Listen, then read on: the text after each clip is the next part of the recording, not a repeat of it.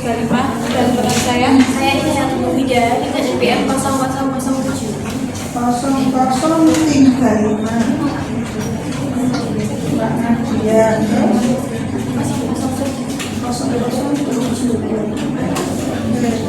Di sini kami akan mempresentasikan hasil diskusi kami, yaitu tentang kepemimpinan pendidikan dan supervisi.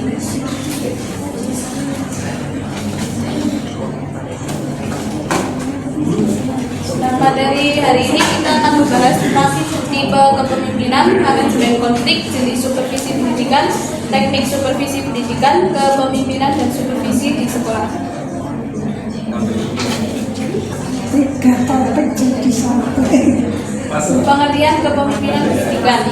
Kepemimpinan pendidikan adalah kemampuan seseorang dalam mempengaruhi, mengarahkan, membimbing, dan menggerakkan seluruh komponen sekolah agar bersama-sama mencapai tujuan pendidikan. Menurut Muryasa, kepemimpinan pendidikan berperan penting dalam menciptakan iklim sekolah yang kondusif, menumbuhkan motivasi kerja guru, serta meningkatkan mutu pembelajaran. Tipe-tipe kepemimpinan dalam pendidikan. Menurut Toha dan Sergio Fani, kepemimpinan pendidikan itu ada dibedakan menjadi 5. Yang pertama itu otoriter. Pemimpin memegang penuh keputusan tanpa melibatkan bawahan.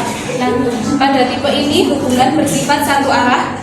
Kepala sekolah cenderung memerintah dan mengontrol. Contohnya itu kepala sekolah menentukan jadwal, metode supervisi dan kebijakan tanpa musyawarah dengan guru.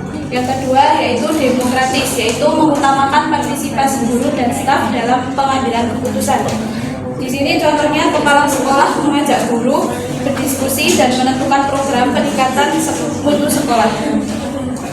Selanjutnya, yang ketiga itu ada laissez-faire atau bebas, yaitu pemimpin memberikan kebebasan penuh pada bawahannya. Contohnya yaitu kepala sekolah membiarkan guru memilih metode mengajar tanpa arahan atau evaluasi. Yang keempat ada transformasional, yaitu memotivasi bawahan untuk bekerja berdasarkan visi dan nilai bersama. Contohnya yaitu kepala sekolah mengembangkan budaya literasi, inovasi kelas, dan pembelajaran kreatif secara kolektif. Yang kelima yaitu transaksional, yaitu berdasarkan sistem penghargaan dan hukuman. Contohnya guru yang disiplin diberi reward, sedangkan guru yang melanggar aturan diberi teguran. Selanjutnya manajemen konflik. Manajemen sendiri adalah proses perencanaan, pengorganisasian, pengarahan, dan pengendalian sumber daya organisasi untuk mencapai tujuan tertentu secara efektif dan efisien. Sedangkan konflik adalah suatu kondisi ketika terdapat perbedaan kepentingan, nilai, atau tujuan antara dua pihak atau lebih yang mengakibatkan adanya pertentangan atau ketegangan. Nah, pengertian manajemen konflik adalah serangkaian tindakan atau strategi yang dilakukan untuk mencegah, mengurangi, mengendalikan, atau menyelesaikan konflik agar tidak merugikan organisasi dan justru dapat menjadi sumber inovasi serta perbaikan hubungan kerja. Penyebab konflik di sekolah. Yang pertama itu ada perbedaan tujuan dan kepentingan, komunikasi yang tidak efektif, keterbatasan sumber daya, perbedaan kepribadian dan nilai, ketidakjelasan peran dan tanggung jawab, serta perubahan organisasi atau kebijakan baru. Nah, jenis-jenis konflik di sekolah itu menurut Towns dan Semmerhorn itu ada 5. Yang pertama konflik intrapersonal. Konflik intrapersonal ini terjadi dalam diri seseorang. Contohnya, guru bingung antara mengikuti idealisme pribadi atau aturan sekolah. Yang kedua ada konflik interpersonal, terjadi antara dua individu. Contohnya, perbedaan pendapat antara guru dan kepala sekolah. Yang ketiga ada konflik intragrup, terjadi dalam suatu kelompok. Contohnya, guru dalam suatu bidang studi berbeda pandangan soal metode pembelajaran. Nah, yang keempat ada konflik intergrup, terjadi antara kelompok. Contohnya konflik antara guru bidang akademik dan staf administrasi. Dan yang terakhir konflik organisasional, terjadi antara individu atau kelompok dengan sistem organisasi. Contohnya penolakan terhadap kebijakan kepala sekolah atau yayasan. Selanjutnya ada tahapan manajemen konflik. Yang pertama identifikasi konflik, yang kedua analisis suatu situasi konflik, yang ketiga pemilihan strategi penanganan, implementasi strategi, yang terakhir evaluasi dan tindak lanjut. Kayak penyelesaian konflik menurut Toms dan Ilman itu ada pertama kolaborasi, yang kedua kompromi, yang ketiga kompetisi, keempat akomodasi, yang terakhir yaitu menghindari. Pengertian supervisi pendidikan. Secara umum, supervisi pendidikan adalah proses pembinaan yang dilakukan oleh kepala sekolah, pengawas, atau pejabat pendidikan lainnya untuk membantu guru dan tenaga pendidikan dalam meningkatkan mutu pembelajaran dan profesionalisme kerja. Sedangkan menurut Gani Purwanto, supervisi pendidikan merupakan aktivitas pembinaan yang direncanakan untuk membantu guru dan pegawai sekolah agar bekerja secara efektif. Nah, menurut Sahertian, supervisi adalah usaha pemberian layanan kepada guru agar mereka mampu meningkatkan kemampuan profesionalnya dalam mengelola proses pembelajaran. Jenis-jenis supervisi pendidikan itu dibedakan menjadi 6. Yang pertama berdasarkan bidang supervisi itu ada 2, supervisi akademik dan supervisi administratif. Supervisi akademik pengawasan dan pembinaan yang berfokus pada proses pembelajaran di kelas dan kompetensi profesional guru. Yang kedua ada supervisi administratif, yaitu supervisi yang terkait dengan administrasi sekolah. Nah, yang kedua ada berdasarkan metode pelaksanaannya, itu dibedakan menjadi 2, supervisi langsung dan supervisi tidak langsung. Supervisi langsung itu supervisi hasil secara langsung dalam kegiatan guru, sedangkan supervisi tidak langsung itu dilakukan melalui dokumen, laporan atau hasil evaluasi tanpa tatap muka. Nah, yang ketiga itu berdasarkan pendekatan supervisi, itu ada pendekatan klinis, pendekatan artistik, dan ada pendekatan ilmiah.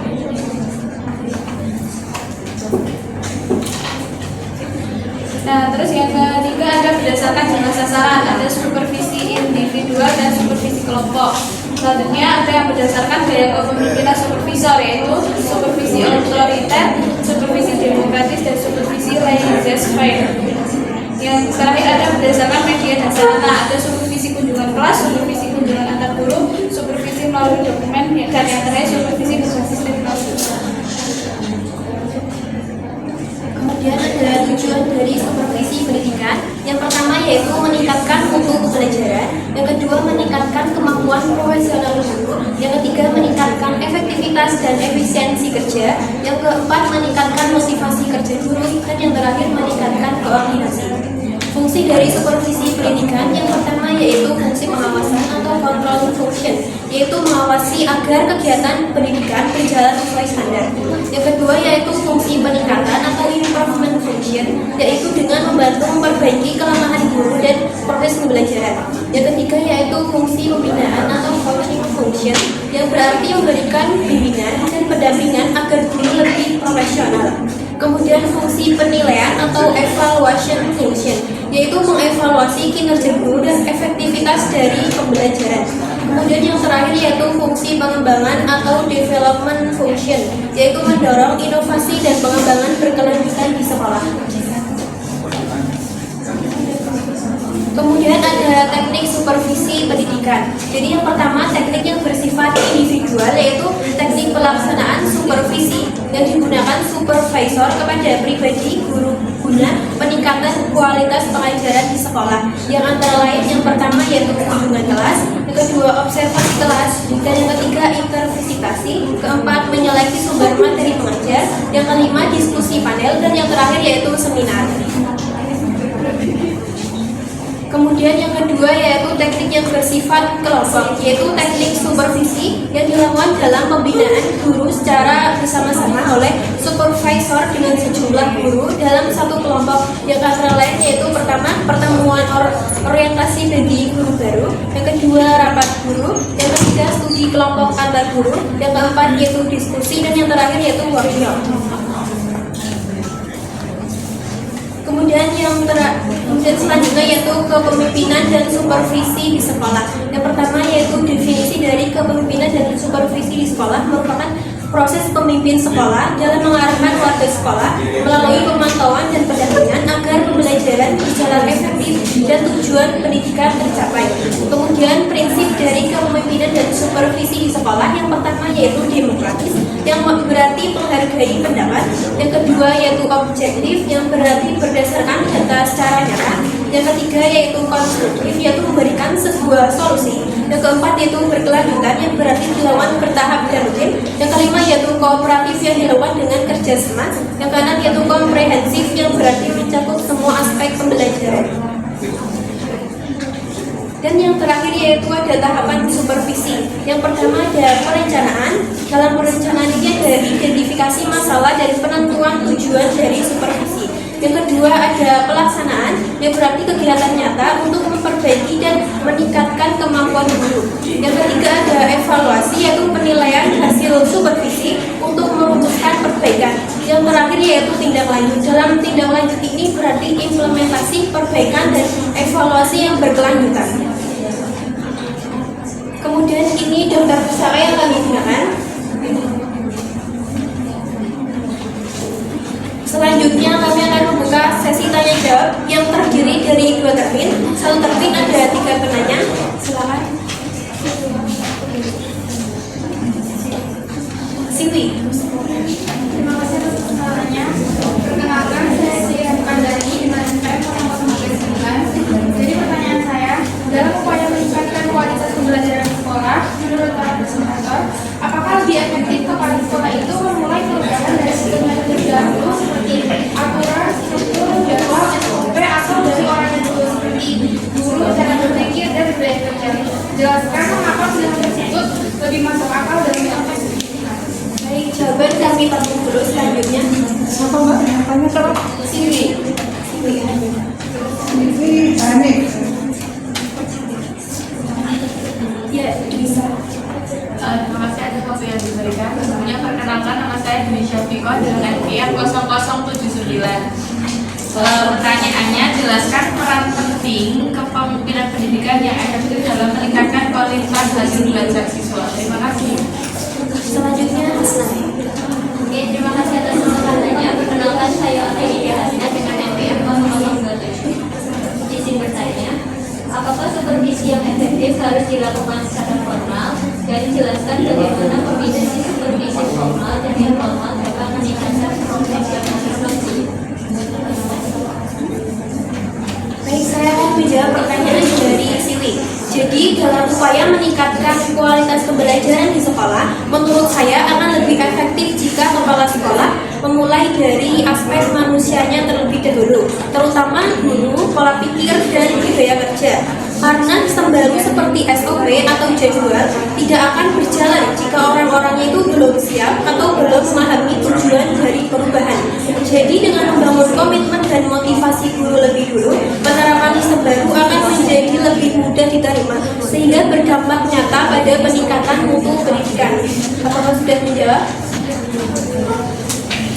Lalu metode apa mbak kira-kira? Metode Tadi lo kan ada kelompok dan individual. Kalau individual kan ada kunjungan kelas, observasi kelas. metode pendidikan. Jadi maksudnya tekniknya supervisi yang ditanyakan tadi pakai apa sebaiknya?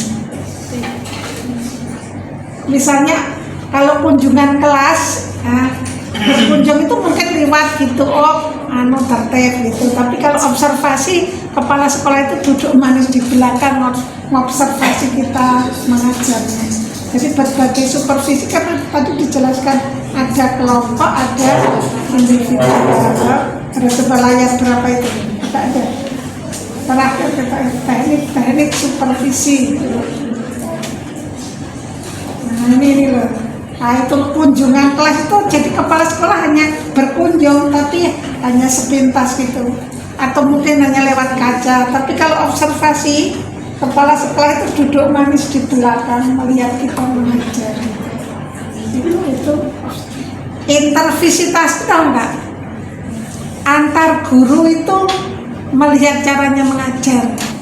Jadi misalnya Anda mengajar, terus temannya melihat Anda mengajar, tapi pas temannya mengajar, Anda bisa melihat temannya mengajar.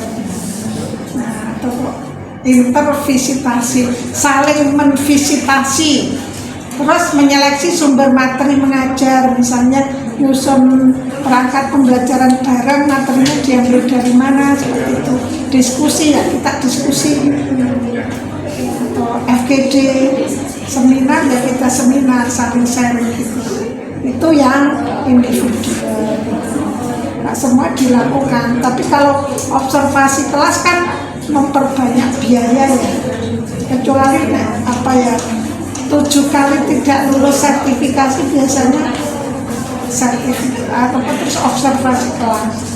Tapi semakin kita diobservasi kan semakin kita nervous gitu. Jadi kalau kita kepala sekolahnya atau yang mensupervisi itu duduk di belakang kan kita jadi tidak bebas berbicara kan, itulah nervous. Oke, lanjut ya. Selanjutnya saya akan menjawab pertanyaan dari Ibu Isa. Jadi pertanyaannya itu peran penting kepemimpinan pendidikan yang efektif dalam meningkatkan kualitas hasil belajar siswa. Jadi kepemimpinan pendidikan yang efektif itu sangat penting karena berdampak langsung dan signifikan terhadap hasil belajar siswa. Ketika pemimpin pendidikan seperti kepala sekolah menjalankan perannya dengan efektif, maka motivasi guru dan siswa akan meningkat. Jadi kinerja sekolah akan baik dan pada akhirnya hasil belajarnya juga akan meningkat. Baik, saya akan menjawab pertanyaan dari Mbak Alvinida. Tadi kan pertanyaannya apakah supervisi yang efektif harus selalu dilakukan secara formal. Nah, supervisi yang efektif tidak harus selalu dilakukan secara formal. Penggabungan supervisi formal dan informal justru dapat memberikan hasil yang lebih optimal. Supervisi formal memang penting karena memberikan penilaian objektif yang terstruktur, tetapi sering terasa kaku dan menegangkan bagi guru. Kombinasi dengan supervisi informal seperti diskusi santai, pendampingan spontan, atau berbagai praktik membuat guru lebih nyaman menerima umpan balik. Dengan demikian, perpaduan keduanya memberi penilaian yang lengkap sekaligus dukungan kelanjutan sehingga lebih efektif dan meningkatkan profesionalisme guru. Apakah sudah menjawab? Oke, tapi kebanyakan tadi kan formal, informal, tapi kebanyakan formal atau informal? Supervisi itu kebanyakan formal atau informal? Formal, kebanyakan formal, sehingga tadi tidak menegangkan, menakutkan tuh maksudnya. Jadi wah, mau disupervisi, mau diakreditasi itu mesti harus menyiapkan. Hanya kadang ketemu supervisinya yang baik, yang tidak hanya menyalahkan. Namanya supervisi kan membina, tapi tidak mencari apa? Supervisi tidak mencari kesalahan sebetulnya. Tidak dulu seperti zaman Belanda, supervisi itu artinya inspeksi, cari kesalahannya supaya tidak salah, supaya dipermudah kita terus biasanya kok dulu uang. Sekarang kan nggak boleh. Atau mungkin menyediakan fasilitas-fasilitas yang membuat supervisornya itu tidak galak gitu. Sekarang kan nggak boleh. Artinya nggak boleh, dia tidak boleh menerima hadiah apapun itu, karena sudah memang dibiayai oleh negara. Jadi inti supervisi itu sebetulnya pembinaan, yang sudah baik lanjutkan, yang kurang baik yang betul seperti ini, seperti itu. Tapi tetap karena formal terus menegakkan gitu. Jadi tetap harus menyiapkan dokumen gitu. Ceritanya seperti itu, karena online mungkin gini loh. Kita aja misalnya Bu Haryati tidak tahu, yang kan suruh ngisi dulu di misalnya profil FKIP, profil biologi seperti itu. Nggak tahunya di situ tuh ada pertanyaan, apakah Anda melakukan workshop, pelatihan, sosialisasi. Pertanyaan itu sampai 1 misalnya 6 gitu, buatnya ya kaget betul. Apakah perguruan tinggi Anda melakukan pembelajaran mendalam di learning, tapi isinya yang diisi itu tadi ada sosialisasi, ada workshop, ada pelatihan, ada seminar, ada apa lagi. Kalau kita mengadakan satu kan klik satu, nggak taunya itu nilainya langsung apa turun, harus dilakukan semua gitu. Malah ada perguruan tinggi yang ngawur, melakukan satu tapi diklik semua, tapi buktinya hanya satu, teman-teman. Dianggap pelatihan, dianggap workshop, dianggap seminar, tapi bagi yang jujur ajarnya itu di situ, teman-teman. Nah, itu jadi harus masuk ke dalam itu pertanyaannya seperti apa. Itulah supervisi. Jadi mengapa Pak dia berkunjung? Berarti nanti kalau ditanya melakukan tapi kita salah persepsi terus ngekliknya hanya satu seperti itu. Mungkin juga kalau dia baik terus dianggap lima-limanya terisi.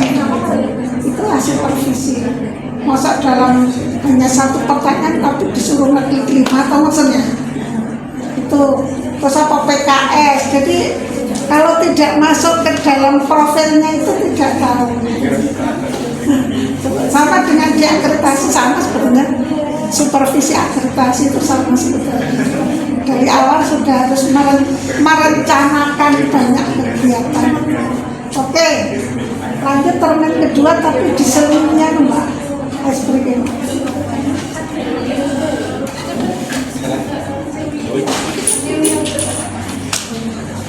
Cari yang mudah aja.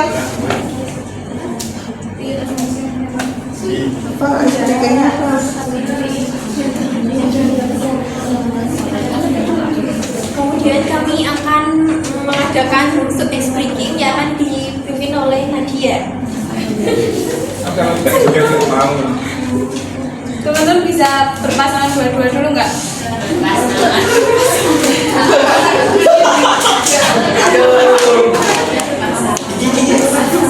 Sebetulnya ice breaking itu supaya apa ya, keempat olah pikir, olah olahraga, olah hati,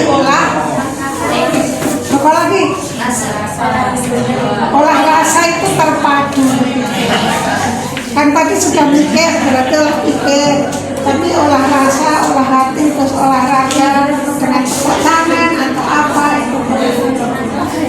Tapi dalam ice breaking pasti juga olah pikir loh. Kalau nggak konsentrasi kan nggak bisa. Apa?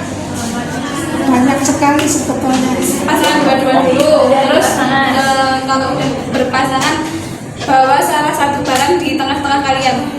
Tinggal kalian berdua. Berdiri apa juga Mbak? Duduk aja nggak apa-apa. Ya. Depan-depan ya. Ada pada Dua, nggak bisa tiga, dua. Ada pada juga. Dua.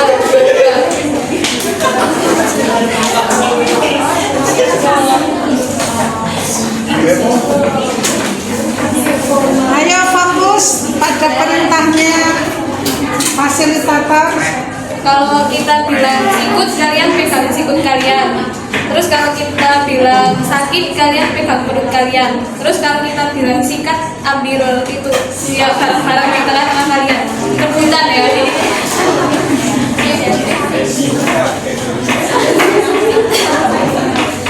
Udah siap nih. Sikut, Ayo semangat. sakit. Sikut. Sikut. Sakit. Sikat.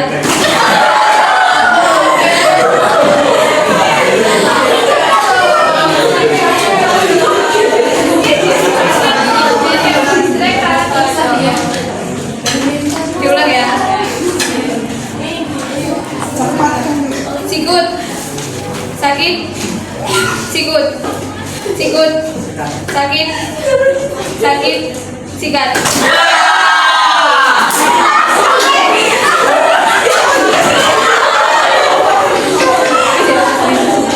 Selanjutnya kami buka lab kedua yang berisi 3 pertanyaan. Silakan yang ingin bertanya. Rosa. Ya. Perkenalkan nama saya Rosa Aprilia Putri dengan nama NPM 087. Pertanyaannya, ini mungkin mengenai langkah apa saja sih yang dapat dilakukan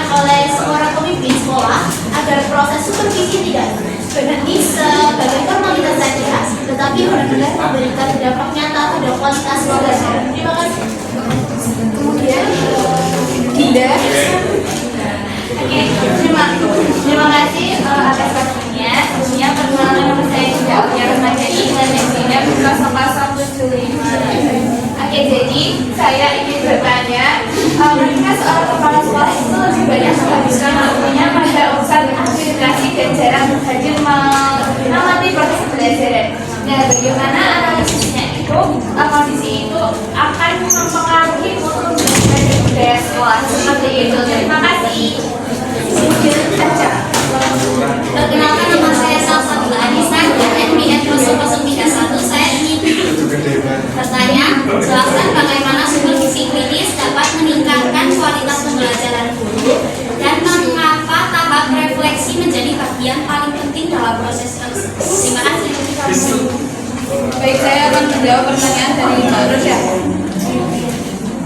Tadi kan Mbak Rosya bertanya langkah yang dapat dilakukan oleh seorang pemimpin sekolah agar proses supervisi tidak berhenti sebagai formalitas tetapi memberikan dampak nyata pada kualitas pembelajaran. Nah, seorang pemimpin dapat memastikan supervisi berdampak dengan mengatur kriteria penilaian tersebut, melakukan tindak lanjut yang berkesinambungan dan memanfaatkan data hasil observasi sebagai dasar pembinaan guru. Selain itu, hasil supervisi harus dihubungkan dengan program pengembangan profesional sehingga ada perubahan nyata pada praktik mengajar di kelas. Apakah sudah menjawab? Ya, sudah. Terima kasih. Ini antara yang bertanya kan jawab kan sudah siap gitu loh ya. Kalau dilihat dengan baik nih. Saya akan menjawab dari pertanyaan Mbak Dinda. Nah, tadi kan gimana kalau kepala sekolah jarang ke kelas gitu? Nah, jawabannya itu ketika kepala sekolah hanya fokus pada administrasi saja, mutu pembelajaran cenderung menurun karena guru merasa tidak mendapatkan bimbingan pedagogis yang cukup. Kehadiran pemimpin ini sangat penting karena dapat membuat guru termotivasi untuk mengajar dengan baik agar budaya sekolah berjalan